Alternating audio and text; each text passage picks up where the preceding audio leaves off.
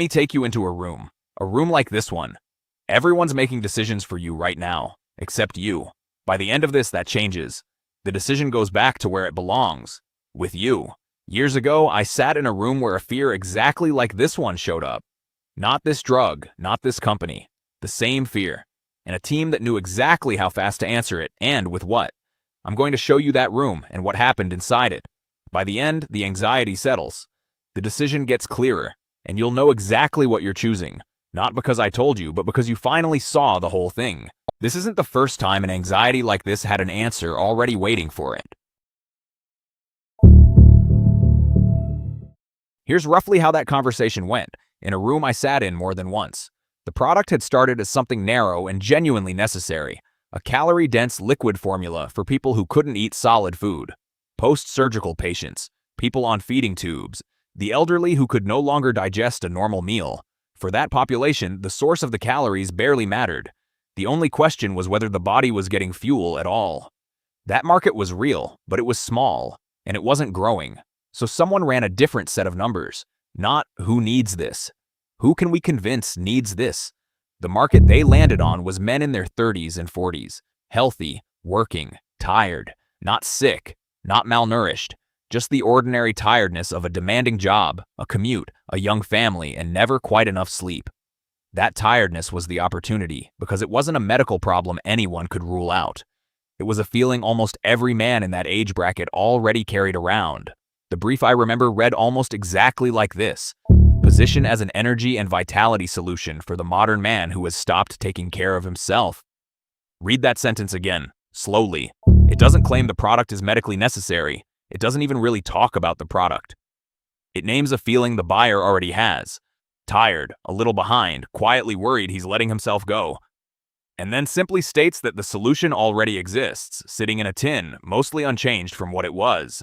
The campaign that came out of that brief followed a shape you've probably seen 100 times without ever noticing it was a shape. A father too exhausted to play with his kids after work. A wife watching him with quiet concern, not anger. The kind of look that says she's worried about him, not annoyed at him. A before moment, gray and low energy and a little distant. Then the product. Then after. The same man, laughing now, lifting his child onto his shoulders, present again in a way he hadn't been seen earlier. Nobody in that room said out loud, "Let's sell exhaustion back to tired men using a formula built for people who can't eat." Nobody needed to say it that plainly. The formulation had already been inherited from the clinical product, largely untouched. What got built, carefully and deliberately, was the story wrapped around it, aimed at a customer who had no idea what the product had originally been designed for and no particular reason to ask. Start with what's actually true and not in dispute. Strength training and adequate protein intake are the two interventions with real, solid evidence behind them for anyone dealing with muscle loss, on these drugs or off them. That fact doesn't change no matter what I say next, and it isn't the thing I'm trying to complicate. What I've watched happen, in that room and in others since, is a specific, repeatable move that has nothing to do with whether the science is real. A team identifies a large population carrying a genuine, documented anxiety. They look at what they already have sitting on a shelf. And they ask one quiet, internal question. Does our existing formula already solve this, more or less, without us having to actually redesign anything? Often, honestly, the answer is yes.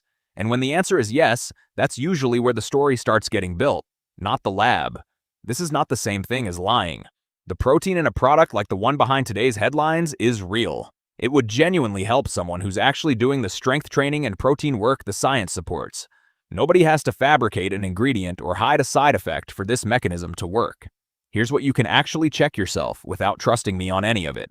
Research on muscle preservation for people on these drugs generally points to somewhere around 90 to 120 grams of protein a day. One serving of the product carries about 30. To actually get there from this alone, you're not looking at one scoop. You're looking at 3, maybe 4, every single day. Nobody had to lie about what's in the tin for the marketing to imply otherwise. They just let the size of one serving quietly stand in for the size of the actual problem. To be fair, most responsible brands do say something here. A line in the fine print. A company spokesperson noting the product is meant to be part of a balanced diet. That's real, and it's worth saying because it's true. But here's what's also true. Nowhere in a campaign does anyone spell out the whole picture. That this only meaningfully works alongside real whole food, your actual total daily protein target, and consistent resistance training, all three together. Not because anyone's hiding it, it's just not a sentence that fits on a label or survives 30 seconds of an ad. That gap between what's technically disclosed somewhere and what's actually required for this to work isn't something a brand owes you closure on. It's exactly the noise you have to clear yourself every time before you can call a decision your own instead of one that arrived pre-shaped. Every decision like this comes down to the same fork. You either overcome the feeling or you surrender to it. I know exactly what that feeling is right now, because I watched it happen to someone else, in a different room, over a different fear. It was never really about 15 pounds or a number on a label. It's quieter than that. It's the fear of losing a version of yourself you'd gotten used to, or being seen differently by the people who knew you before. I can't resolve that for you, and I'm not going to pretend I can. All I can do is what that other room eventually did for the people in it. Hold up the actual feeling, clearly enough that you can finally look at it instead of just living inside it. Because once you're aware of what you're really feeling, the decision stops being hard. Not because I answered it, because you can finally see it well enough to answer it yourself. The decision was always going to go back to where it belongs. It just needed you to see the feeling first. I wasn't in Abbott's building for this one. I don't know what that room actually looked like, but I've sat in rooms that made this exact kind of decision before, in a different category. And once you've seen the shape once, you start seeing it everywhere. A few worth revisiting from rooms I've already taken you into. A children's supplement that widened what normal meant. A device built for one mother, sold to a different one. A hospital formula that found its way onto a gym shelf. Different rooms, same decision, every time. There's another one waiting. I'll take you there next.